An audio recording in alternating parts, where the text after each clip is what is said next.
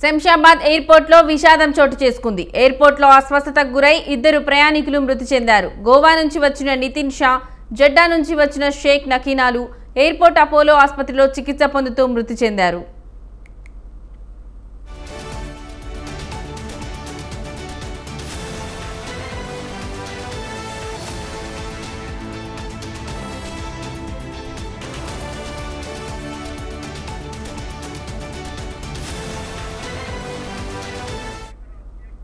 Shamshabad airport లో విషాదం చోటు చేసుకుంది. ఎయిర్పోర్ట్ లో అస్వస్థతకు గురై ఇద్దరు ప్రయాణికులు మృతి చెందారు. గోవా నుంచి వచ్చిన నితిన్ షా, జెడ్డా నుంచి వచ్చిన షేక్ సకీనాలు ఎయిర్పోర్ట్ అపోలో ఆసుపత్రిలో చికిత్స పొందుతూ మృతి చెందారు. ఇదే అంశానికి సంబంధించిన మరింత సమాచారం మా కరెస్పాండెంట్ ఉషా ఫోన్ లో అందిస్తారు. ఉషా, చెప్పండి.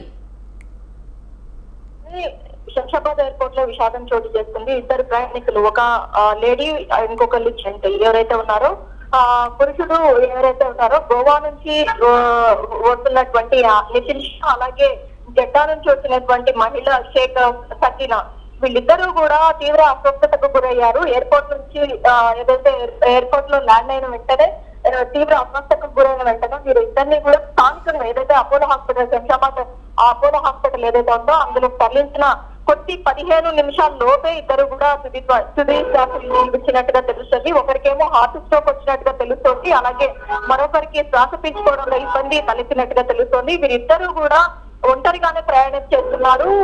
ఈ ఇద్దరికి సంబంధించి ఏదైతే అనారోగ్య సమస్యల్ని ఇక్కడ హైదరాబాద్ లో ట్రీట్మెంట్ పర్పస్ వచ్చారా, లేకపోతే ఏదైనా బిజినెస్ పర్పస్ వచ్చారా, ఏ కారణం చేత హైదరాబాద్ కు వచ్చారు అన్న కోణంలో పూర్తి స్థాయిలో అయితే ఆర్టీఐ పోలీసులు అయితే కేసు నమోదు చేసుకొని వారి కుటుంబ సభ్యులకైతే ఏదైతే ఇన్ఫర్మేషన్ ఇవ్వడానికి అయితే రంగం సిద్ధం చేసుకున్నట్టుగా తెలుస్తుంది. ప్రస్తుతం అయితే ఇద్దరు మృతదేహాలని అయితే పోస్ట్ మార్టం నిమిత్తం గాంధీ హాస్పిటల్ కి తరలించడం జరిగింది. ప్రస్తుతం ఈ ఇద్దరిని కూడా కుటుంబ సభ్యులు ఎవరైతే ఉన్నారో వారందరికీ కూడా ఇన్ఫర్మేషన్ పాస్ ఆన్ చేసి ఆ తర్వాత వీరిని వారి కుటుంబ సభ్యులకి అప్పచెప్పే అవకాశం ఉంటుంది. ప్రస్తుతం అయితే ఏదైతే మనం చూసుకున్నట్టయితే ఇటీవల ఈ కేసెస్ ఏదైతే హార్ట్ స్ట్రోక్ కావచ్చు, శ్వాస సంబంధిత కేసెస్ కావచ్చు, కోవిడ్ ఆఫ్టర్ కోవిడ్ తర్వాత ఇలాంటి కేసెస్ ఎక్కువగా నమోదవుతున్నాయి.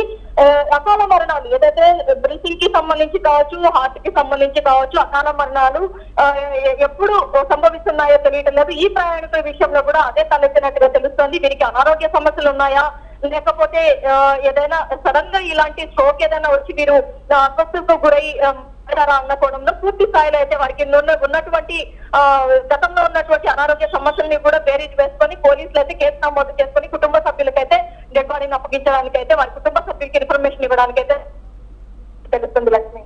Right Usha, thank you.